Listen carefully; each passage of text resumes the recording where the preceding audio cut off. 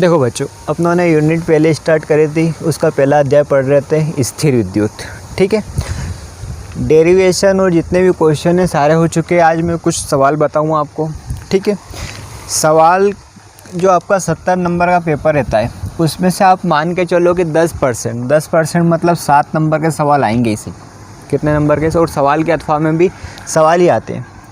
तो थ्योरी और डेरिवेशन के अलावा 7 नंबर के क्या आएंगे आपको? मेन एग्ज़ाम में सवाल आएंगे। तो ये सवाल समझते हैं। ठीक है, तो देखो कोई सा भी सवाल करेंगे उसमें समझना, कोई सा भी सवाल करेंगे उसमें अपनों को जितनी भी चीज़ दे रखी है उसको एसआई मात्रक में लेना है। याद रखना, कौन से मात्रक में लेना है? एसआई मात्रक। एसआई मात्रक मतलब जैसे लंबाई का मीटर, द्रव्यमान का किलोग्राम, बल का न्यूटन, आवेश का कूलाम, ये एसआई मात्रक। एसआई पद्धति में चलेंगे कुल मिला के।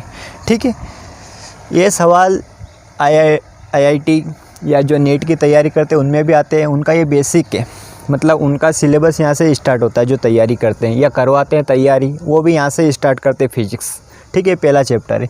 तो याद रखना पहला एसआई मात्रक में लाएंगे। ठीक है, और दूसरी चीज़ क्या,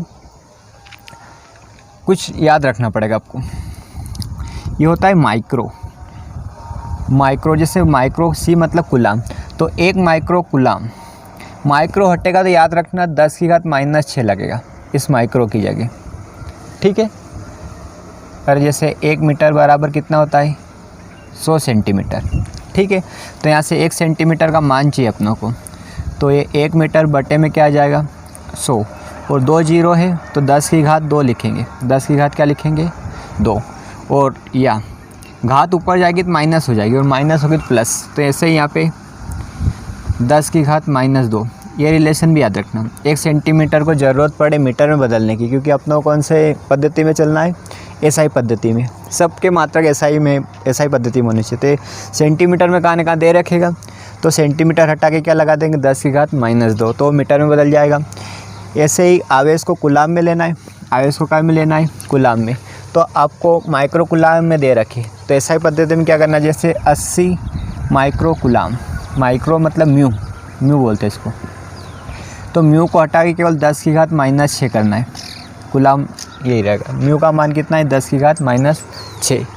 ठीक है, जैसे 10 दे रखा है माइक्रो कूलाम, तो इसको आपको बदलना है एसआई पद्धति में, एसआई मात्रक में मतलब कूलाम में। तो 10 आपने जाके माइक्रो की जगह 10⁻10 कर देना आप। आया इतना समझ?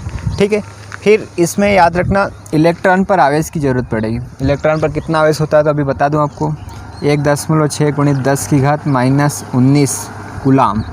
इलेक्ट्रॉन पर आवेश की मात्रा 1.6 × 10⁻19 कूलाम। ठीक है, एक और चीज़ याद रखना, 1/4πε0 का मान ऐसे पहले बताया था मैंने, 9 × 10⁹9, 9 × 10⁹9।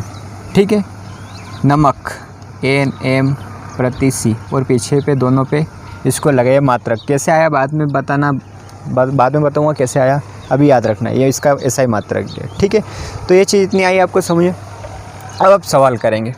ठीक है, अब एक चीज़ और समझ लो सवाल के पहले कि जैसे कोई वस्तु है, इससे इलेक्ट्रॉन निकल गए, मतलब इसने इलेक्ट्रॉन का त्याग कर दिया। वो वस्तु जिसने इलेक्ट्रॉन का क्या कर दिया? त्याग। तो जिससे इलेक्ट्रॉन निकल जाते हैं, मतलब इलेक्ट्रॉनों की कमी हो जाती है, वो बन जाती है धन आवेश। वो वस्तु कौन सी बन जाएगी? धन आवेश। और जिस वस्तु में इलेक्ट्रॉन आ जाते हैं वो बन जाती है ऋण आवेश। जिसमें इलेक्ट्रॉन आएगा, जो इलेक्ट्रॉन ग्रहण करेगा वो क्या रहेगा? ऋण आवेशित रहेगा। ठीक है, और जो इलेक्ट्रॉन का त्याग करेगा, अरे जिससे इलेक्ट्रॉन निकल जाए, याद रखना जो इलेक्ट्रॉन का क्या कर दे? त्याग कर दे, वो कौन सा बन जाएगा? धन आवेश। मतलब धन आवेश में इलेक्ट्रॉन की कमी होती है, धन आवेश में निकल के मतलब क्या? और ऋण आवेश पर क्या होगा कि इलेक्ट्रॉन आ रहे, तो जो वस्तु ऋण आवेशित होगी उस पर इलेक्ट्रॉनों की अधिकता होगी। याद रखना, जो वस्तु इलेक्ट्रॉन को त्याग कर देगी वो धन आवेशित बन जाती है। अपन पहले देखा था, जो इलेक्ट्रॉनों का त्याग करता है वो क्या हो जाएगी? धन आवेश। और जो इलेक्ट्रॉन लेगा वो क्या हो जाएगा? ऋण आवेश। मतलब इस पर ऋण आ रहे तो ऋण अधिकता। ठीक है, इस पर क्या हो जाएगी? ऋण की अधिकता। और इससे ऋण जा रहे और इलेक्ट्रॉन जा रहे, मतलब कमी हो रही है, तो इस पर कमी, मतलब धन आवेशित वस्तु पर इलेक्ट्रॉनों की कमी होती है और ऋण आवेशित वस्तु पर इलेक्ट्रॉनों की अधिकता होती है। ये मैं आपको लिख के नोट्स में पहुंचा दूं, पर ये इतना याद रखना कि धन आवेश में क्या होगा, इलेक्ट्रॉनों की कमी होगी और ऋण आवेशित वस्तु में इलेक्ट्रॉनों की क्या होगी, अधिकता होगी। ठीक है, अब सवाल समझते हैं इसके। देखो 3 सवाल लिखे, पहले अब 2 पे ध्यान मत दो, इस पे ध्यान दो। ठीक है, जो समझा वो समझ आ गया क्या, कि जो धन आवेशित वस्तु होगी उससे इलेक्ट्रॉन निकलेंगे और जो ऋण आवेशित वस्तु होगी वो इलेक्ट्रॉन लेगी। इलेक्ट्रॉन क्या करेगी, लेगी। ठीक है, और जितने भी मात्रक हैं उनको काय में रखना है अपनों को, एसआई पद्धति में। माइक्रो हटेगा और 10 की घात -6 लगेगा। ठीक है, सेंटीमीटर हटेगा तो 10 की घात -2 मीटर लग जाएगा। हर मात्रक को एसआई पद्धति में लेके चलना है अपनों को। ठीक है, अब आगे देखते हैं। सवाल को ध्यान से समझना, सवाल में ही सब कुछ लिखा रहता है और इससे ही पता चलता है कि अपनों को सूत्र कौन सा लगाना है। सवाल ही बताएगा अपनों को, याद रखना। हर एक सवाल में मैं समझाऊंगा आपको और आप खुद समझोगे कि कौन सा सूत्र लगाएं। ठीक है, तो देखो, और सूत्र के लिए देखो पूरा चैप्टर आपको अच्छे से याद ना चाहिए कि हर डेरिवेशन में कि किस में क्या आया था, किस में क्या आया था, कूलॉम के नियम में क्या आया था, आवेश का क्वांटीकरण क्या होता है, अक्षीय स्थिति में क्या है, निरक्षीय स्थिति में क्या है, द्विध्रुव आघूर्ण क्या है, प्रत्यानयन बल विभव आघूर्ण का सूत्र क्या है, ये सब आपको आना चाहिए। ठीक है, ये सब अपने पढ़ रखा है। ठीक है, तो आगे देखो, मैं पढ़ के बता रहा हूँ। एक चालक पर, चालक होगा कोई वस्तु, गोला मान लो, उस पर 14.4 × 10 की घात -19 कूलॉम, -19 कूलॉम धनावेश है। कैसा आवेश है? तो इस स्थिति में चालक पर कितने इलेक्ट्रॉनों की अधिकता या कमी होगी? इलेक्ट्रॉनों की अधिकता या कमी, 2 चीज़ होगी, या तो अधिकता होगी या कमी। तो इसको बाद में देखेंगे। इलेक्ट्रॉनों की अधिकता या कमी मतलब इलेक्ट्रॉनों की संख्या बतानी है आपको। क्या बतानी? इलेक्ट्रॉनों की संख्या समझना। ये जो दे रखा है चालक पर, सी मतलब कूलॉम, तो कूलॉम ये आवेश है। क्या है? आवेश। मतलब तो आपको एक क्यू दे रखा है और एक और क्या दे रखा है? एन। तो ऐसा सूत्र याद करो जिसमें क्यू और एन आ जाए। एन मतलब इलेक्ट्रॉनों की संख्या, इसमें पूछा इलेक्ट्रॉनों की अधिकता या कमी, मतलब कितने इलेक्ट्रॉन आ रहे या जा रहे, मतलब इलेक्ट्रॉनों की क्या बतानी है अपनों को? संख्या। ये रहेगी इलेक्ट्रॉनों की संख्या। और ये क्या रहेगा? आवेश। ये क्या रहेगा? आवेश। ठीक है, तो अब देखते हैं। तो याद है आपको आवेश का क्वांटीकरण Q बराबर ± एनी होता है। Q बराबर क्या होता है? ± एनी। प्लस माइनस मतलब वस्तु धन आवेशित भी हो सकती है और ऋण आवेशित भी हो सकती है। अभी आप लोगों को क्वेश्चन में धन आवेश के बारे में बताया। ठीक है, अब देखो आगे, ये Q हो गया। अपने को Q दे रखा है, N ज्ञात करना है, तो E पता होना चाहिए। तो देखो इलेक्ट्रॉन पर आवेश फिक्स है 1.6 × 10 की घात -19 कूलॉम। ठीक है, ये इलेक्ट्रॉन पर आवेश होता है। ठीक है, अब आगे समझना, कुछ आया समझे? आवेश दे रखा है, इलेक्ट्रॉनों की संख्या पूछी, मतलब Q दे रखा है, N पूछा है, और E तो अपने को पहले ही से ही पता होना चाहिए, आप सबको ये आना चाहिए कि इलेक्ट्रॉन पर आवेश की मात्रा ये होती है। तो ये वाला सूत्र आप उपयोग में कर सकते हो। यहाँ से क्या निकल के आ जाएगा आपके पास? ये आ जाएगा। आया इतना समझे? तो देखो इसको करके देखते हैं कि फेयर में कैसे करना है आपको, अच्छे से समझना। ठीक है, जो बच्चे नहीं कर पाए उनको भी करना है ये सवाल। सवाल में जितना इंटरेस्ट दिखाओगे आपको बहुत अच्छा रहेगा आगे के लिए। ठीक है, कंपटीशन में एग्ज़ाम में यही आते हैं अधिकतर, कॉम्पिटिटिव एग्ज़ाम में। देखो इसका हल या सॉल्यूशन देखो। एक चालक पर ये दिया है, एक सिस्टमेटिक बता रहा हूँ, बाकी ये शॉर्ट में बताऊँगा आपको, अच्छे से समझना इसको। चालक पर क्या दे रखा है? इतना कूलॉम, सी मतलब कूलॉम, आवेश है। ठीक है, मतलब आवेश की मात्रा, आवेश की मात्रा को कैसे लिखते हैं? Q से। ठीक है, कितना है? 14.4 × 10 की घात -19 कूलॉम। ये कूलॉम में दे रखा है। ठीक है, आगे जाके कभी माइक्रो लगा दे तो माइक्रो हटा के फिर इसकी जगह 10 की घात क्या आ जाएगी? इसकी जगह, इसकी तो बात की बात है, कूलॉम। ठीक है, अभी तो एसआई पद्धति में दे रखा है, धनावेश है। ठीक है, मतलब धनावेश है ये चालक। इस पर कितने इलेक्ट्रॉनों की अधिकता या कमी होगी, मतलब आपको इलेक्ट्रॉनों की संख्या निकालनी। क्या है? N मतलब यहाँ चाहो तो लिख सकते हो आप, इलेक्ट्रॉनों की संख्या। ठीक है, अब देखो ये Q और N किस में आता है? तो आवेश के क्वांटीकरण से, आवेश के Q बराबर ± एनी। याद रखना क्या होता है? Q बराबर ± एनी। पर सवाल के लिए प्लस माइनस लेके नहीं चलते, सवाल के लिए केवल N ई। अब यहाँ से अपनों को एन निकालना है, तो एन इस अपनी जगह पे रखो, ध्यान से देखो, गुणे में कौन चल रहा है, अरे ई, तो ये कहाँ आ जाएगा, बटे में आ जाएगा, ये कहाँ आ जाएगा, बटे में, अरे आया समझे, ये इसके बटे में इधर, क्लियर, ठीक है। तो ये क्यू बराबर कौन सा सूत्र उपयोग किया रहा मैंने, आवेश का क्वांटीकरण एन ई। अब आगे यहाँ पे भी बता देना आप कि ई बराबर 1.6 गुणित 10 की घात -19 कूलाम। ये इलेक्ट्रॉन पर आवेश की मात्रा फिक्स है, निकाली हुई है पहले से गणना करके, ठीक है।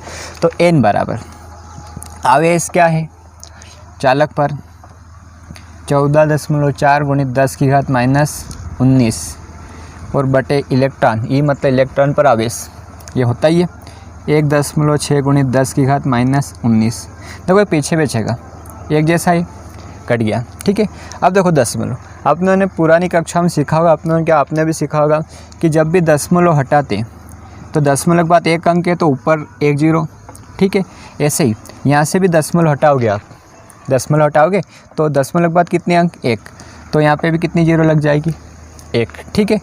एन बराबर 144 बटे 16 हो जाएगा, दशमलव हटी 1 0 लगी, यहाँ पे भी दशमलव के बाद 1 अंक, तो यहाँ पे लगी, नीचे हटाओगे तो ऊपर लगेगी, ऊपर हटाओगे तो नीचे लगेगी, और दशमलव के बाद जितने अंक रहेंगे उतनी जीरो, तो ये 10 से 10 कट गया, यूँ समझो। 16 का पढ़ा बोलोगे 9 बार, 16 नंबर 144 होता है, 16 नंबर क्या होता है 144। अब ध्यान से समझना, उन्होंने आखिर में पूछा है कि जो इलेक्ट्रॉन, ये 9 इलेक्ट्रॉन आए, ये वस्तु में आ रहे या वस्तु से जा रहे, मतलब आएंगे तो अधिकता होगी और जाएंगे तो कमी होगी। तो इतना याद रखना है, क्वेश्चन में दिया रखता है कि वस्तु कैसी है, धन आवेश, देखो चालक पर कैसा आवेश है, धन आवेश। तो धन आवेश में अभी समझाया था थोड़ी देर पहले कि धन आवेश में हमेशा इलेक्ट्रॉनों की कमी होती है। धन आवेशित वो वस्तु होती है जिससे इलेक्ट्रॉन निकल जाए, और ऋण आवेशित वस्तु वो होती है जिसमें इलेक्ट्रॉन आ जाए। इलेक्ट्रॉन पर खुद ऋण आवेश होता है, तो इलेक्ट्रॉन आएंगे मतलब ऋण आवेश आ जाएगा, और इलेक्ट्रॉन चले गए तो ऋण आवेश चला गया, और ऋण आवेश चला गया तो वस्तु कैसी हो जाएगी, धन आवेश। तो आप तो इतना ही समझो कि जिस वस्तु से इलेक्ट्रॉन जा रहे हैं वो धन आवेशित है, और जो जिस पर इलेक्ट्रॉन आ रहे हैं वो क्या है, ऋण आवेशित। तो इलेक्ट्रॉन यहाँ पे धन आवेशित वस्तु है, तो यहाँ साइड में लिख देना क्या होगी, आखिरी में चाहो तो, अतः 9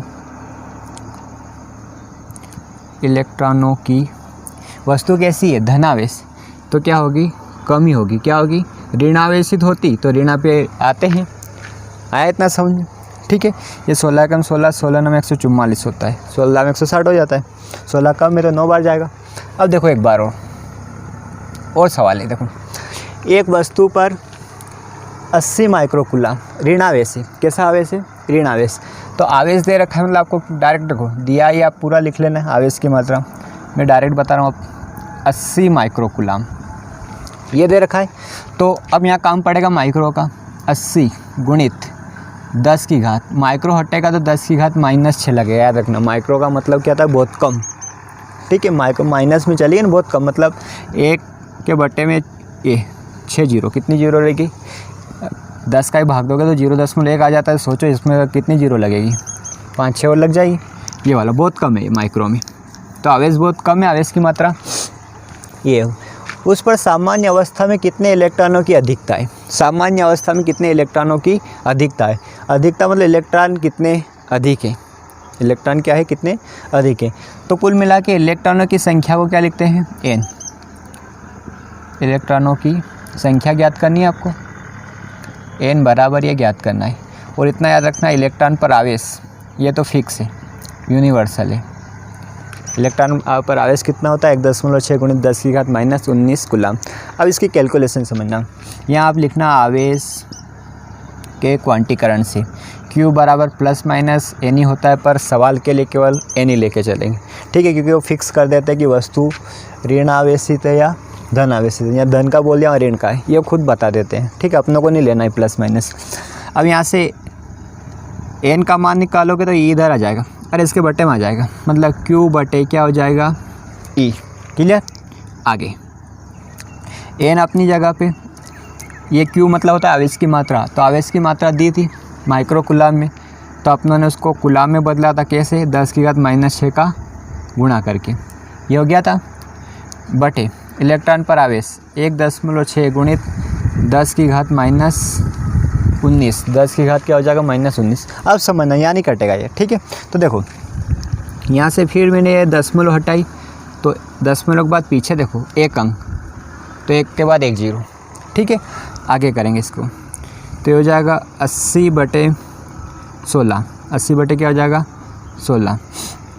10 की घात -6, 10 की घात -6। घात नीचे से ऊपर जाएगी तो चिन्ह बदल जाएंगे। माइनस की है तो काय की हो जाएगी, चाहे तो पहले 10 लिख लो, और एक काय की हो जाएगी 10 की घात -19। ये 10 कैसे आया है समझे, या दशमलव हटाए तो ये 10 आ गया। 10 की घात कुछ नहीं मतलब 1 होती है, कितनी होती है। और गणित का नियम आप जानते हो कि आधार समान हो, मतलब ये 10 है, 10 है, 10 है, और बीच में क्या है गुणे का चिन्ह, तो आधार समान हो और गुणे में हो तो घातें जुड़ती है। मतलब -10 की घात -6 +1 और +19, ये बटे में माइनस की थी, ऊपर लाए तो काय की हो गई प्लस की। आया समझे, तो आधार समान हो तो गुणे में घातें क्या होती है, जुड़ती है। तो ये हो गया 20, 20 में से कितना गया -6, तो कितना बचेगा 14। ये रफ है, ठीक है, 14 बचेगा। कर लेते हैं, 16 कम 16, 16 पंजे 80, तो ई बराबर, अरे ये 5 गुणित 10 की घात कितनी बताई थी यहाँ पे, हल करना है इसको। एक मानते हैं 10 की घात, कुछ भी नहीं मतलब एक है, तो 20 हो गई, 20 में से 6 चली गई तो कितनी बची 14। ठीक है, इलेक्ट्रॉनों की संख्या है और संख्या कोई मात्रक नहीं होता है, ठीक है, क्योंकि ये आवेश बटे आवेश होता है। अब आगे देखते हैं, ये हो गई। अब वस्तु कैसी है, यहाँ लिखा है ऋण आवेश, तो ऋण आवेश पे इन्होंने पहले ही बता दिया अधिकता होगी, इन्होंने खुद ही बता दिया। यहाँ तो 2 ऑप्शन थे कि अधिकता या कमी होगी, ये बताना अपनों को। तो यहाँ तो ऐसे भी अपनों को समझ में आता है कि ऋण आवेश है मतलब वस्तु इलेक्ट्रॉन ले रही है और लेगी तो अधिकता होगी। तो कितने इलेक्ट्रॉनों की अधिकता होगी, तो यहाँ लिख देना, अतः 5 गुणित 10 की घात 14। अरे बहुत सारे 14 जीरो, एक के बाद कितने जीरो 14, गुणा करोगे तो करोड़ों में बहुत आगे पहुँच जाएगा, करोड़ से भी आगे, मतलब बहुत ज़्यादा इलेक्ट्रॉनों की अधिकता होगी। तो यहाँ लिख देना इलेक्ट्रॉनों की क्या होगी, अधिकता होगी।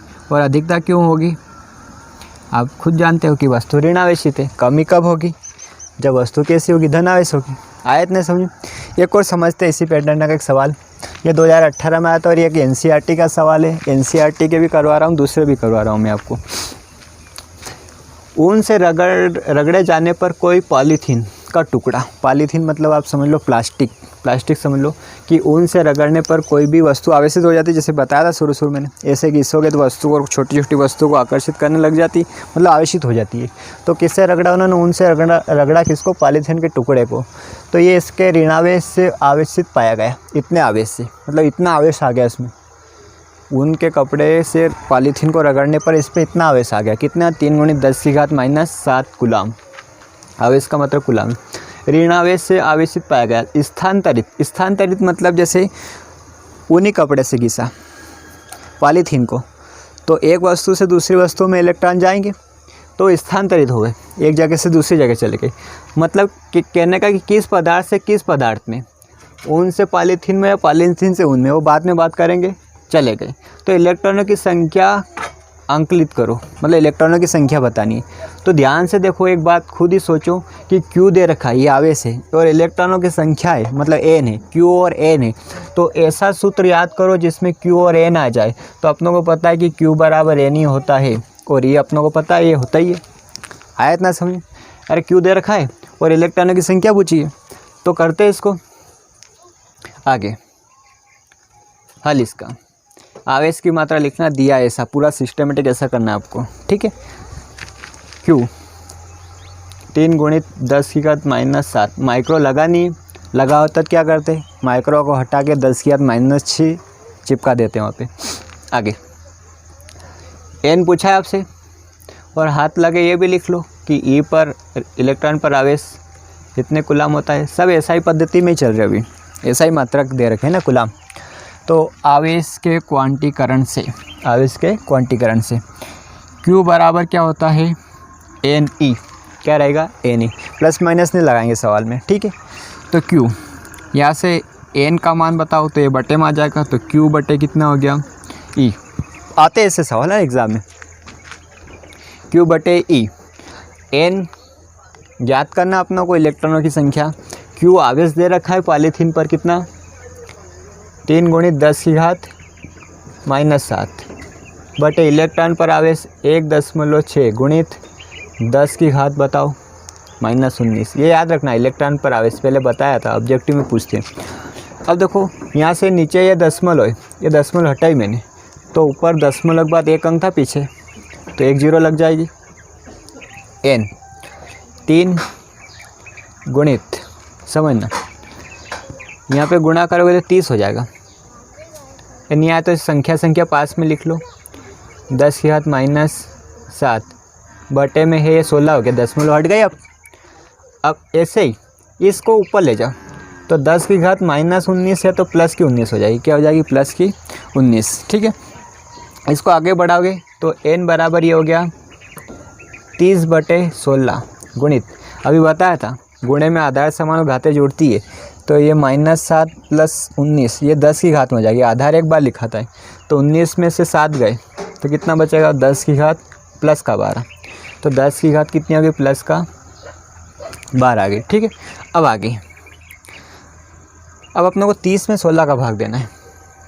30 में किससे भाग देना है? ये रफ वर्क साइड में कर सकते हैं आप। तो 30 दूना 32, सॉरी 30 दूना 32 क्या, 16 दूना 32, तो ज़्यादा हो जाएगा। कितनी बार लोगे? 1, तो 16 कम 16 कितना बचा? 14, दशमलव लगे 140, 16 8 128 करना आप। कैसे? देखो 8 6 48 का 8 हासिल 4, 8 एकम 8 8 4 12, फिर कितना बचा? मतलब कुल मिला के 1.8 आ जाएगा। तो यहाँ से n बराबर 1.8 गुणित 10 की घात 12। अब ये कौन सा सिद्धांत से कर रहे हैं? ध्यान रखो, आवेश के क्वांटीकरण से। और आवेश के क्वांटीकरण में मैंने बताया था, या आपने भी समझा इसको, कि इलेक्ट्रॉन होते हैं वहाँ बताया था मैंने कि 1 इलेक्ट्रॉन हो सकता है, 2 हो सकता है, कभी भी आधा नहीं होगा, 1.5 नहीं होगा, ऐसा कभी नहीं होगा। मतलब पूर्ण गुणज होती है, पूर्णांक के रूप में होती है। तो ये पूर्णांक संख्या नहीं है 1.8, तो आपको इसको पूर्णांक बनाना पड़ेगा याद करके। कैसे? ये 2 के ज़्यादा करीब 1.8, 1 या 2 के बीच में है। जैसे 1.4 होता तो इसको 1 लिख लेते, पर ये ज़्यादा है, 2 के करीब है, तो इसको याद करके 2 लिख लेना। क्योंकि आवेश का क्वांटीकरण बताता है कि जो n आएगा वो भी कभी भी पूर्णांक के रूप में ही आएगा, कभी भी दशमलव के रूप में नहीं आएगा। आगे समझिए, तो 1.8 को याद करके क्या लिख लोगे? ये बहुत ज़रूरी है, नहीं करा मतलब गलत हो जाएगा, क्योंकि आवेश का क्वांटीकरण में जो n रहता है वो पूर्णांक संख्या को बताता है। पूर्णांक मतलब 1 2 3 4 बिना दशमलव वाली। ठीक है, आया इतना समझ। अब इसमें क्या पूछा था? किस पदार्थ से किस पदार्थ में? तो देखो उन्हीं कपड़े से किससे पॉलीथीन को, तो कैसा आवेशित पाया गया है? ऋणावेश। अरे ऋणावेश हो गया। ऋणावेश कौन होता है? जिस पर इलेक्ट्रॉन आ जाते हैं। धनावेश कौन होता है? जो इलेक्ट्रॉन को त्याग देता है वो धनावेश, और जो इलेक्ट्रॉन ले लेता है वो ऋणावेशित। तो यहाँ लिख लेना कि अतः ये इलेक्ट्रॉन उन्हीं कपड़े से किस में आएंगे? पॉलीथीन में चले जाएंगे। क्यों चले जाएंगे? क्योंकि वस्तु कैसी हो गई? ऋणावेश, और ऋणावेश वो होती है जो इलेक्ट्रॉन ले लेती है, तो किस में आ जाएंगे? पॉलीथीन में। आए तीनों सवाल आपको समझ में अच्छे से? स्क्रीनशॉट तो लेना ही पड़ेगा आपको। ठीक है, तो ले लो, फिर आगे के करेंगे इसमें। देखो अब चौथा सवाल पढ़ेंगे, समझो इसको पहले एक बार और फिर से रिवाइज करवा दूं आपको कि 1 माइक्रोकूलाम ऐसा लिखा है। तो एक कूलाम आवेश का मात्रक है और माइक्रो भी आवेश का है, पर वो बहुत कम वाला मान बताएगा आपको। ऐसा ही पद्धति मतलब ऐसा ही मात्रक बताना है, तो ऐसा ही कूलाम होता है। तो आपको माइक्रो हटाओगे तो 10 की घात कितना लगेगा? -6 कूलाम। ठीक है, और एक और चीज़ याद रखना कि 1 सेंटीमीटर को मीटर में बदलना है, क्योंकि सेंटीमीटर दूसरी पद्धति, आपको ऐसा ही पद्धति में लाना है दूरी को। तो 10 की घात -2 मीटर लगेगा। कैसे? बाद में बताएंगे, अभी तो आपने इतना पढ़ा है 100 सेंटीमीटर, तो इससे ही बना हुआ है, बाद में समझेंगे। अभी याद रखो 1 सेंटीमीटर बराबर 10 की घात -2 मीटर। ठीक है, अब सवाल पे आते हैं। ये तो पता ही है आपको, इलेक्ट्रॉन पर आवेश 1.6 गुणित 10 की घात -19 कूलाम, ये इलेक्ट्रॉन पर आवेश की मात्रा। तीसरी चीज़ 1/4πε0 का मान 9 गुणित 10 की घात 9 नमक या नमस्ते चंदू, पीछे वाले पे दोनों पे वर्ग लगेगा। ये मात्रक कैसे बना बाद में बताएंगे, अभी याद रखो। ठीक है, सवाल सबको करना है, ऐसे 20% बच्चे ही दम भर पाते ऐसे सवालों में। पर मैं चाहता हूँ कि सब 100% बच्चे करके चले, सबको अच्छे से समझो इसको, ठीक है। फिर मैं इसका हल नहीं पहुँचाऊँ आपको आज, आपको सवाल यहाँ देखना है या सवाल मैं भेज दूँगा आपको, ठीक है। आपको रफ में करना है, फेयर में नहीं करना है, रफ में करना है और जगह छोड़ देना। बाद में मैं सबके सारे हल पहुंचा दूंगा, पर हाँ 3-4 दिन नहीं पहुंचाऊंगा, आपको करके देखना है, प्रैक्टिस में लाना है। सवाल कब आसान होंगे? जब आप प्रैक्टिस करोगे। कोई भी चीज़ कठिन नहीं होती और कोई भी चीज़ सरल नहीं होती, पर सरल कब होती है? जब आप उसकी प्रैक्टिस करो, ठीक है। किसी भी चीज़ की आप प्रैक्टिस करोगे तो हर चीज़ आसान हो जाएगी। याद रखना, लाइफ में कोई सी भी चीज़ कठिन नहीं होती और आसान भी नहीं होती। तो आसान कब होती है? जब उसकी आप प्रैक्टिस करोगे। जब तक प्रैक्टिस नहीं करोगे आसान नहीं होगा। लगेगा कि हाँ बहुत सरल है, देख लिया, पर एग्ज़ाम में नहीं कर पाओगे। प्रैक्टिस ही हर चीज़ को आसान बनाती है, याद रखना। तो इनकी प्रैक्टिस आप बहुत ज़्यादा करना, फिर कापी क्या रफ में करना, ठीक है। हल मैं अभी नहीं बताऊंगा, इसका हल यहाँ बता रहा हूँ, नोट्स में नहीं दूंगा आपको, ठीक है। समझो अब आगे क्या है कि वायु में, किसमें? वायु में एक दूसरे से 30 सेंटीमीटर की दूरी पर, कितने दूरी पर? 30 सेंटीमीटर की दूरी पर दो छोटे आवेशित गोले। तो दो छोटे आवेशित गोले, एक ये ले लिया और ये वायु की बात करें। वायु में एक दूसरे से कितनी दूरी पर है? ये 30 सेंटीमीटर। कितनी दूरी पर ले लिया मैंने? अरे समझो 30 सेंटीमीटर की दूरी पर है। वायु में दो छोटे आवेशित गोले हैं, एक ये गोला और एक ये वाला गोला। कितने मीटर की दूरी पर? सॉरी सेंटीमीटर की, 30 सेंटीमीटर की। गोलों पर आवेश क्रमशः, इस पर Q1 मान लो, इस पर क्या मान लो? Q2। अलग अलग आवेश है। क्रमशः मतलब एक गोले पर है 2 × 10⁻⁻7 कूलम और दूसरे वाले पर है 3 × 10⁻⁻7 कूलम, ठीक है। तो इनके बीच कितना बल लगेगा? मतलब आपको क्या निकालना है? बल मतलब F निकालना है। क्या निकालना है? और ये जो दे रखा है, ये समझो, ये दूरी दे रखी। दूरी मतलब क्या दे रखा है? R। क्या दे रखा है? R। तो अभी मैंने समझाया था आपको कि सवाल को ध्यान से समझोगे और आपको पुरानी चीज़ें अच्छे से माइंड में बैठी हुई है तो आपको अपने आप समझ में आएगा कि कौन सा फार्मूला लगाना है। क्या है? दूरी दे रखी है, मतलब R दे रखा है। गोलों के बीच की आवेशित गोले हैं, एक पर आवेश Q1 मान लो, एक पर क्या मान लो? Q2 मान लो। और उनके बीच कितना बल लगेगा? प्लस प्लस हुए तो प्रतिकर्षण और प्लस माइनस हुए तो आकर्षण। तो अपने को वो नहीं बताना है कि आकर्षण या प्रतिकर्षण कितना लगेगा, तो वो क्या बताना है? F बताना है। तो किसी को याद आ रहा है कुछ? Q1, Q2, F, R, दूरी, ये सब दे रखा है। याद करो कूलम का नियम 1/4πε0, ठीक है। K भी आता है और यहाँ आता है दोनों आवेशों के गुणनफल के समानुपाती तथा उनके बीच की दूरी के वर्ग के व्युत्क्रमानुपाती। तो ये किसकी बात करें? वायु की। तो वायु में K का मान 1 हो जाता है। वायु में K का मान क्या हो जाता है? 1। अब ज़रूरत पड़ेगी आपको इसकी, तो ये याद रखना। इलेक्ट्रॉन पर आवेश अभी ज़रूरत नहीं पड़ेगी, पिछले क्वेश्चनों में पड़ी थी, ठीक है। 1 मीटर को 100 सेंटीमीटर लिखते हैं तो ये काम नहीं आएगा अपने को। कौन काम आएगा कि सेंटीमीटर को हटा के 10⁻⁻2 लगाना है। जैसे माइक्रो हटा के 10⁻⁻6 लिखते हैं, ऐसे ही सेंटीमीटर को हटा के 10 कितनी लिखनी है? -2, ठीक है। ये बल है, समझते इसको? आया समझ कि एक दूसरे से कितने सेंटीमीटर की दूरी पर? 2। और छोटे आवेशित गोले ये बना लिए मैंने, इनके बीच की दूरी दे रखी है आपको। एक पर आवेश इतना, इस पर आवेश इतना है, तो इन पर कितना बल लगेगा? तो कौन से नियम से दोगे आप? कूलम नियम से। आ रहा है समझिए? ये सारी चीज़ आपको आनी चाहिए, ठीक है। फिर इसको आप समझते हैं अच्छे से, समझो। अब देखो वायु में एक दूसरे से, हल बता रहा हूँ, 30 सेंटीमीटर की दूरी पर, तो दूरी को क्या लिखते हैं? R। कितना सेंटीमीटर? अब अपनों को मैंने पहले ही शुरू में बताया था, हर एक चीज़ को SI पद्धति में, SI मात्रक में लेके चलेंगे। तो सेंटीमीटर दूरी का SI मात्रक नहीं है, कौन है? मीटर। तो इसको मीटर में बदलने के लिए याद रखना, सेंटीमीटर को मीटर में बदलने के लिए 10⁻⁻2 से गुणा कर दो तो मीटर में आ जाएगा, ठीक है।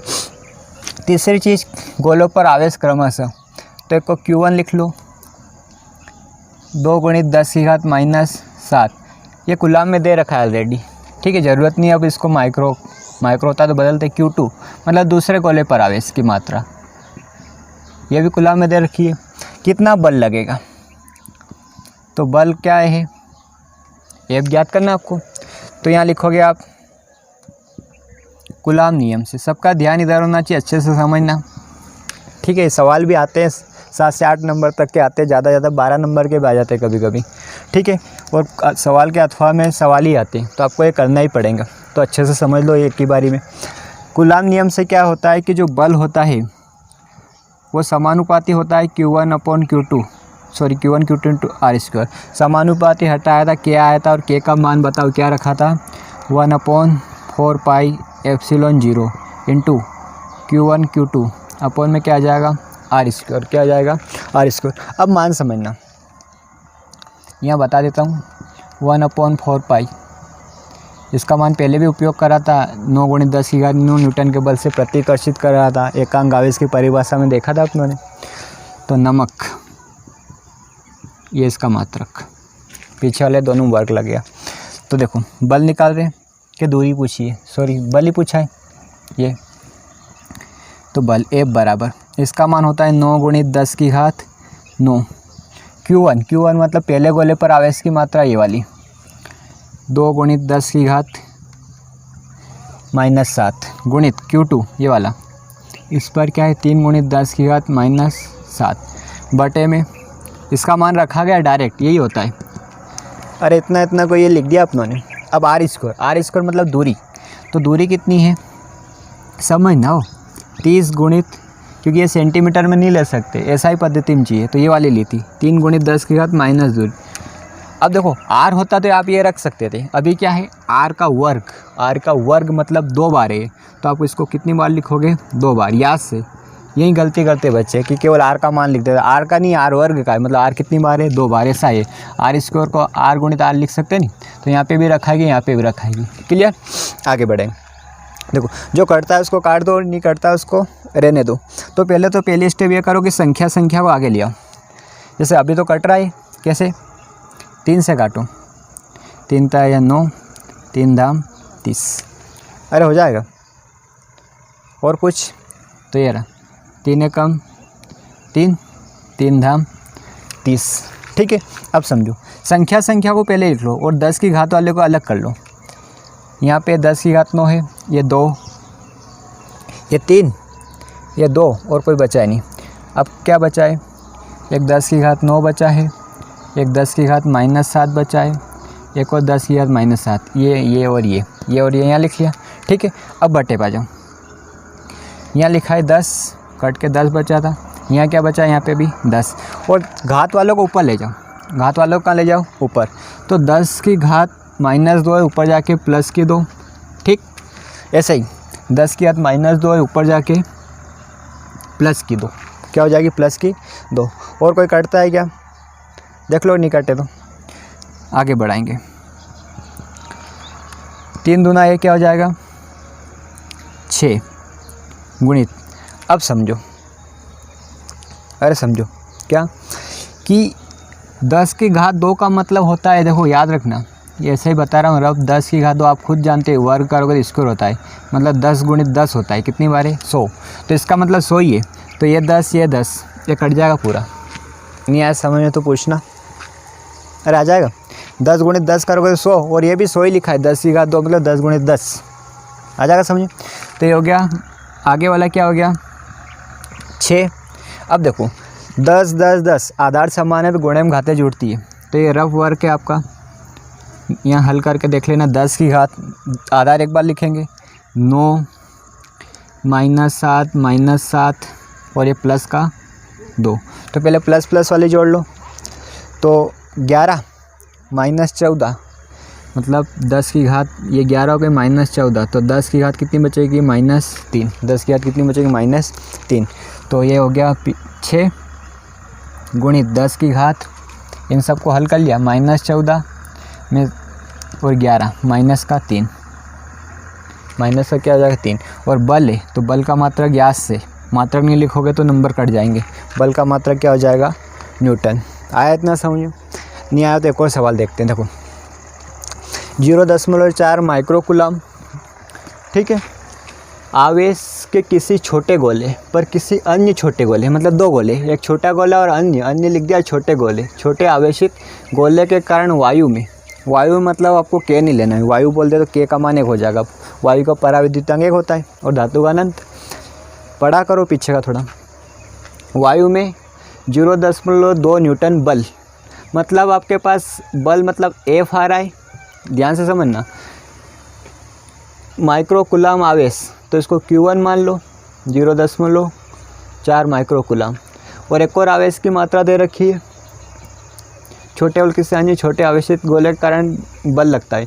यदि दूसरे गोले पर आवेश इतना है, यूँ समझो एक गोला ये है, इस पर आवेश है 0.4 माइक्रोकूलम, एक और गोला है इस पर 0.8 माइक्रोकूलम। इनके बीच की दूरी के बारे में अभी कुछ बताया नहीं, आगे पढ़ेंगे तो समझ में आएगा अपने को। तो दोनों गोले के बीच की दूरी ज्ञात करो। तो दोनों गोले के बीच की क्या ज्ञात करनी है अपने को? दूरी, आर ज्ञात करना है। क्या ज्ञात करना है? एक पर आवेश की मात्रा Q1 मान लो, एक पर क्या मान लो? Q2, ठीक है। और ये क्या है? बल। तो आपको F दे रखा है, ध्यान से देखो, F दे रखा है, R आ रहा है, आवेश 2 की मात्रा 2 आ रही है, मतलब Q1 आ रहा है, Q2 आ रहा है। तो लगा सकते हो इसमें कूलाम नियम? अरे लगा सकते हो क्या? लगाना पड़ेगा, और देखो कैसे लगाएंगे। आ रहा है सूत्र को समझिए। Q1 Q2 दे रखा है, 2 आवेश दे रखे 2 प्रकार के, दूरी का जिक्र किया है और बल का करा है, तो ये सब उसमें आ जाएंगे। तो हल दिया है पहले गोले पर आवेश की मात्रा Q1, ऐसा लिखोगे आप, क्लियर। ये मैं रब जैसा बता रहा हूँ आपको, 0.4 माइक्रोकूलम। माइक्रो हटेगा तो याद रखना 0.4, 10 की घात कितनी लगेगी? -6 कूलम। दूसरे गोले पर आवेश की मात्रा बताइए कहाँ कहाँ? ये रही, 2 गोले हैं, सॉरी, माइक्रोकूलम। तो माइक्रो हटेगा तो कितना लगेगा? 10 की घात -6 कूलम। ऐसा ही मात्रक बनाना अपनों को, ठीक है। ये भी मात्रक है पर एक आवेश का छोटा मात्रक है। अगला बल, F दे रखा आपको कितना? 0.2 न्यूटन। तो न्यूटन तो ऐसा ही मात्रक है, क्लियर। दोनों गोलों के बीच की क्या ज्ञात करूँ? दूरी। दूरी मतलब क्या बताना आपको? अरे आर बताना है। तो यहाँ फिर से लिखो कूलाम नियम से, कूलाम के व्युत्क्रम वर्ग के नियम से या कूलाम नियम से, जो F होता है 1/4πε0 इंटू Q1 इंटू Q2, दोनों आवेशों के गुणनफल के समानुपाती तथा उनके बीच की दूरी के वर्ग के व्युत्क्रमानुपाती बटे। अब अपनों को पता है, सबके मान रखेंगे। 1/4πε0 9 × 10 की घात 9, नमस्ते चंदू, पीछे वाले दोनों में वर्ग लगेगा, ठीक है। नमक भी याद रख सकते हो। लगाओ सबके मान यहाँ पे। तो इसका मान आ जाएगा 9 × 10 की घात 9, ठीक है। Q1 0.4 माइक्रो हटाता तो 10 की घात -6 लिया था। फिर Q2 0.8 माइक्रो हटाता तो क्या लिया था? 10 की घात -6 हो गया। अब नीचे वाले पे आ जाओ, R², अरे R², ठीक है। अब R² को नहीं रख सकते, R तो ज्ञात करना है इसमें, R² क्या? तो देखो F दे रखा है आपको, इसमें क्या दे रखा है? F कितना है? 0.2 बल दे रखा है, देखो इस बार। तो F की जगह रख दिया। देखो ये R² इधर आएगा और ये इधर आएगा, अपनी जगह बदल देंगे, भाग वाली गुणे में और गुणे वाली भाग में, ठीक है। तो देखो इसको समझो, R² ऐसा कैसा रह गया? 9 × 10 की घात 9 × 0.4 × 10 की घात -6 गुणित, ऊपर वाला तो ऐसा कैसा लिख रहा हूँ मैं, गुणित 10 की घात -6 बटे में F का मान आ गया 0.2। आया इतना समझ? क्या करा? इसको यहाँ पहुँचा दे, इसको यहाँ लिया है, ठीक है। अब समझो, अभी आपको बताया था मैंने, यहाँ से भी क्या है? दशमलव है, दशमलव हटेगी तो नीचे हटेगी तो ऊपर 0 लगेगी, एक अंक है तो 1 0। ऐसे ही यहाँ पे गुणे में समझना, ठीक है। यहाँ से ये दशमलव हटाई तो यहाँ 10 लगा, ठीक है। यहाँ से दशमलव हटाइए तो यहाँ पे भी 1, क्योंकि एक अंक है। आगे इतने समझिए, ऊपर 2 बार हटी तो नीचे 2 बार लिखाया, नीचे 1 बार हटा तो ऊपर 1 बार हटी तो 1 बार लिखा है, ठीक है। अब ये 10 से 10 काट दो, ऐसा कट जाएगा। और कुछ कटता है तो काट लो, ये हो गया। चलो एक स्टेप बढ़ा दो, संख्या आगे लिख लो 9, 4 दशमलव हट गई ना, अब ये 8, अरे 8 आगे 9 4 8, 10 की घात 9, 10 की घात 9, और आगे बढ़ाओ 10 की घात -6, ठीक है। या एक स्टेप आप डायरेक्ट कर सकते हो, कैसे अभी बताया था मैंने, 9 4 8 लिख लिया, -6 -12, अरे -6 गुणे में घाते जोड़ती है तो माइनस माइनस प्लस पर चिन्ह माइनस का, -12 और +9 माइनस का 3 लिख सकते हो। अरे लिख लेना, नहीं आया तो एक स्टेप बढ़ा देंगे फिर, ठीक है। बटे में आ जाओ, ये आ गया देखो, -6 -12 और +9 चला गया तो -3 बचा, तीनों को हल कर लिया अपनों ने, ठीक है। ये ठीक, ये 10 कट गया था, नीचे क्या बचा 2 और एक और क्या बचा 10, एक और क्या बचा 10 से, ठीक है। अब 2 एकम 2, कितनी बार ये 2 बार, 8 दूना, अरे याद करो 8 दूना 16, 8 दूना 16, 16 नमे 144, 16 नमे कितना आ जाएगा 100, ये मत काटना क्योंकि नीचे 10 रखना पड़ेगा। अभी आर वर्ग है, आर नहीं आ गया अपना, याद रखना वर्ग को थोड़ा एडजस्ट करना पड़ेगा अपने को। कैलकुलेशन बहुत ज़रूरी है इसमें, ठीक है। कैलकुलेशन में ही सवाल गलत होता है, बाकी आपको सूत्र भी याद हो जाता है, आप मान भी रख देते हो, ये करना बहुत ज़रूरी है, ठीक है। तो ये 144 आ गया था, गुणित 10 की घात -3, इसकी घात अभी 1 मान लो तो ऊपर जाके कितनी हो जाएगी -1, अरे ऊपर जाके -1 हो जाएगी। फिर से एक स्टेप में कम कर रहा हूँ, आ जाएगा समझे, 1 घात है इसके ऊपर जाके माइनस की होती तो प्लस, प्लस की होती तो माइनस, -3 -1 कितना हो जाएगा -4, माइनस का क्या हो जाएगा 4, आया समझे। अब वर्ग घटेगा तो सामने वाला काय में आ जाएगा करनी में, तो करनी में लग वर्ग घटा है 144 गुणित 10 की घात -4, इतना बता दूँ 144 को करने से बाहर करते तो 12 आता है, और जो 10 की घात में रहती है उसकी आधी घात हो जाती है, मतलब -4 है तो -2 हो जाएगी। और ये दूरी है, ये दूरी है तो काय में आएगी मीटर में, दूरी है तो काय में आएगी मीटर में। अरे 4 क्यों हो जाएगी आप खुद ही जानो नहीं कि 10 की घात 2 होती है, मतलब 10 की घात 2 मतलब 100 होती है, तो 12 10 आता है, तो 2 घात में से कितनी घात आती है, एक आधी हो जाती है।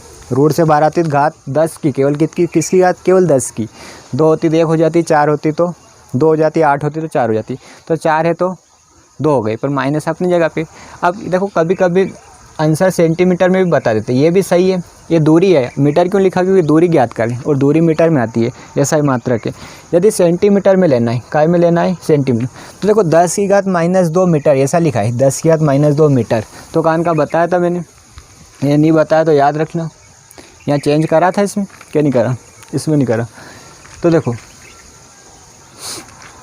सेंटीमीटर, ये सेंटीमीटर की जगह क्या लिखा था, ये 30 तो ये 30, ये सेंटीमीटर तो सेंटीमीटर की कितना लिखा है, अरे ये ध्यान से देखो 10 की घात -2 मीटर, तो 10 की घात -2 मीटर को हटा के सेंटीमीटर भी लिख सकते हैं, दोनों आंसर सही है। आप यहाँ तक भी छोड़ोगे तो ठीक रहेगा, एक स्टेप बढ़ा भी दोगे इसकी जगह सेंटीमीटर लिख सकते, ये भी सही है। आया आपको दोनों सवाल समझ में, ठीक है। स्क्रीनशॉट ले लो इनका और अपने करने की कोशिश करना इनको सबको बिना देखे। देखो समझो 5वां क्वेश्चन, 2 विद्युत रोधी आवेशित तांबे के गोले ए तथा बी है, 2 विद्युत रोधी, ठीक है, तांबे के गोले, मतलब यूँ समझो एक ये ए वाला है और कुछ दूरी पर बी वाला है, कितनी दूरी पर होगा अभी ये नहीं बताया है, तो बता दिया आगे जाके कि बीच की दूरी कितनी है 50 सेंटीमीटर, ठीक 50 सेंटीमीटर है।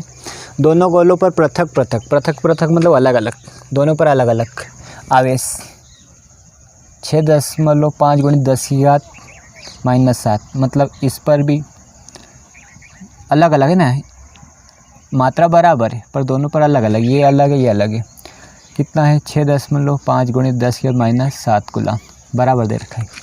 2 विद्युत रोधी तांबे के गोले ए तथा बी है, जिनके बीच की दूरी कितनी है 50 सेंटीमीटर, ठीक है। दोनों गोलों पर पृथक मतलब अलग अलग, किसी को न्यू समझो नहीं कि किसी को 5 रुपये देने, दोनों को अलग अलग 5 रुपये देने, तो 5 इसको भी देने 5 इसको भी देने, तो इतना ही आवेश इसका भी है और इतना ही आवेश इसका भी है, अलग अलग है, ठीक है। आया समझे। तो इनमें पारस्परिक स्थिर विद्युत प्रतिकर्षण एक जैसा है, मतलब ये प्लस है तो ये भी प्लस है, या ये माइनस है तो ये माइनस, एक जैसा है, ठीक है, एक जैसा मान भी एक जैसा है, और प्लस रहेगा तो ये भी प्लस रहेगा, माइनस माइनस, तो इसमें क्या लगेगा एक जैसे। प्रतिकर्षण बल कितना है, मतलब आपको प्रतिकर्षण बल बताना है कि बल का मान कितना है। गोलों के बीच की दूरी की तुलना में, इनके बीच की दूरी की तुलना में ए तथा बी गोले ए तथा बी की त्रिज्या नगण्य, मतलब गोले बहुत छोटे छोटे, इनकी त्रिज्या ही नहीं है। त्रिज्या समझते हो, ये गोला है, इसको त्रिज्या बोलते हैं। तो बड़ा नहीं, नगण्य मतलब छोटी सी त्रिज्या है। अरे छोटा सा गोला है, मतलब जिसकी त्रिज्या आप माप ही नहीं सकते हो, बहुत छोटा गोला है। इसकी तुलना में दूरी की, ये यहाँ छोटा सा यहाँ रखा है, छोटा सा यहाँ रखा है, मतलब इनकी त्रिज्या है ही नहीं। अरे बहुत बिंदु आकार के, ठीक है। तो आगे समझ आपको, Q1 Q2 दूरी दे रखी है, बल दे रखा है, और ऐसा चित्र याद करो किसका होता था, कूलाम नियम का। क्लियर, करते हैं इसको आगे। कूलाम नियम लगेगा इसमें, और सवाल करना लगाना पड़ेगा अपनों को। तो देखो इसका हल क्या है, दूरी दे रखी सबसे पहले, दो गोले के बीच की दूरी। तो आवेश एक पर, पहले गोले पर या ए वाले गोले पर आवेश की मात्रा ऐसा लिखोगे 6.5 गुणित 10⁻⁻7। यह तो सस्ता ही पड़ेगा आपको, क्योंकि इसमें माइक्रो नहीं लगा, माइक्रो लगा होता तो हटा के 10⁻⁻6 लगाना पड़ता। Q2 दोनों पर बराबर है ना, अलग अलग है पर बराबर है, 10⁻⁻7 कूलाम। R दोनों के बीच की दूरी 50 सेंटीमीटर। सेंटीमीटर CGS मात्रक आपको मीटर में लाना पड़ेगा, और मीटर में लाने के लिए आगे के भी ये भी याद रखना, 10,000 कितने लगाओगे, -2। और एक और क्या ज्ञात करना है इसमें, प्रतिकर्षण बल, मतलब सजातीय आवेश है, ये दोनों एक जैसा ही है, प्लस प्लस या माइनस माइनस। तो कौन से नियम से करोगे इसको, कूलाम नियम से। ए बराबर, ये नियतांक है 9 गुणित 10⁻9 वाला, यहाँ आता है Q1 × Q2 बटे में R²। ठीक है, बल ज्ञात करना है इस बार, इसका मान आपको पता है 1/4πε0 = 9 गुणित 10⁻9 नमक वर्ग लगेगा इन दोनों। ठीक है, मात्रक जरूरी है लिखना। आगे 9 गुणित 10⁻9 गुणित Q1 6.5 गुणित 10⁻⁻7 गुणित, एक और बार 2 है आवेश। अब नीचे देखो, गलती मत करना, या नीचे के स्टेप समझना। आप R का वर्ग लगा है तो दूरी को 2 बार लिखना है। R वर्ग पहले बताया, R वर्ग मतलब R गुणित R 2 बार। ठीक है, देखो 50 गुणित 10⁻⁻2 R गुणित R, तब जाके तो R का वर्ग होगा। और सेंटीमीटर में मत रख देना 50-50, मीटर में बदल के ही रखना। ठीक है, अब करते आगे। यहाँ देखो दशमलव है ये, और ऊपर दशमलव है 6.5, तो ये हटाई, तो यहाँ 10 लगेगा गुणित, यहाँ के भी दशमलव हटाई, तो यहाँ पे भी क्या लगेगा, 10 लगेगा। और एक अंक है नहीं पीछे, इसलिए 10 बोल रहा हूँ, 2 होता तो 100 हो जाता हूँ। संख्या को पास में लिख लो। अरे संख्या को लिखो, 9 ये हो जाएगा 65। तो चाहो तो एक स्टेप और कम कर सकते हैं आप, 5 से काटो, 13 पंजे 65, 5 दाम 50, 13 पंजे 65, 5 दाम 50। अरे 10 बार और 65 15 बार, 5 से काट के देखना। तो लिख लो 9 गुणित संख्या को 13 गुणित 13 गुणित 10⁻9 गुणित 10⁻⁻7 गुणित 10⁻⁻7 बटे में आ जाओ। यहाँ बचा 10 गुणित 10, अरे 10 है, और एक और पीछे ये 10 और आगे, तो 10 गुणित 10 आ रहा है, इतना समझ। आगे बढ़ो,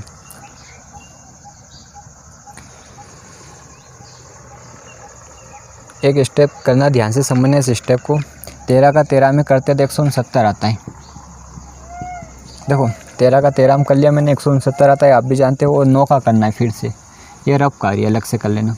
तो 9 में 81, 1 हासिल 8, 9 6 54 और 8 62 हासिल 6, 9 एकम 9, 9 और 6 15, मतलब 15 21। ये कितना हो गया, 15 21 गुणित 10⁻, इसको हल कर लो। -14 में से 9 गया, बताओ, -5 बचेगा बटे में। ठीक है, अब एक बात समझना आप, 1 2 3 4 जीरो है, कितनी जीरो है, 4 जीरो है। तो इसको मैं 3 जीरो वाले को अलग लिख रहा हूँ, 1000 को, 10,000 ऐसे। तो ये तीनों का गुणा करा तो 1 1 1 एक बार आया, 3 जीरो हो गए, पीछे क्या लिख लिया 10। ठीक है, ऐसा क्यों करा? क्योंकि इसमें ऐसा मान के चलते प्रायः कि जो मान आता है वो एक के बाद दशमलव आ जानी चाहिए, मतलब एक अंक के बाद ही क्या आ जानी चाहिए, दशमलव। मतलब 1 दशमलव हो, 2 दशमलव, 9 दशमलव हो, 7 दशमलव, पीछे कुछ भी हो, एक अंक के बाद ही दशमलव आ जानी चाहिए। ठीक है, तो यहाँ पे एक अंक के बाद दशमलव बनाने के लिए यहाँ पीछे से कितने अंक छोड़ के चलोगे, 1 2 3, पीछे से कितने अंक छोड़ोगे आप, 1 2 3, और यहाँ दशमलव लगाओगे, 1 2 3 अंक को छोड़ के यहाँ दशमलव लगाओगे, मतलब 3 जीरो वाले का भाग दोगे। किसका भाग दोगे आप, 3 जीरो का। ठीक है, तो देखो समझो इसको, ए बराबर ये हो गया 1.521 गुणित 10 की घात कितनी है, -5। ठीक है, गुणित 10 की घात -1 हो जाएगी। अरे -1 हो गई, कितनी हो गई, -1।